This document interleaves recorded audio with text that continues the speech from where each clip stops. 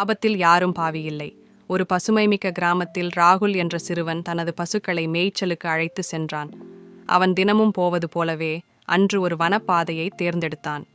அந்த வழியில் நடந்து கொண்டிருந்தபோது திடீரென ஒரு விஷப்பாம்பு அவர்களுக்கு முன்னால் விழுந்தது. பாம்பை கண்டதும் பயந்த ராகுல் ஓடிவிட்டான். அவன் ஓட்டத்தில் பசுக்கள் தடுமாறி அருகிலுள்ள பள்ளத்தில் விழுந்தன. பசுக்களின் அலறலை கேட்ட ஒருவர், அருகில் இருந்த திருடன் ஒருவன், பாம்பை கவனிக்காமல் உடனே ஓடி வந்தான். அந்த திருடன் பசுக்களை ஒன்றாக பள்ளத்தில் இருந்து மீட்டான். சிறிது நேரத்தில் கிராமத்தார் அங்கு வந்தனர். ராகுல் நடந்ததைச் சொன்னான்.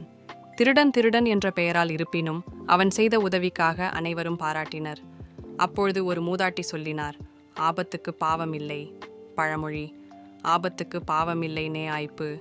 ஆபத்தில் இருக்கும் பொழுது யார் உதவினார் என்பதற்கல்ல, அவரின் செயல்தான் முக்கியம்.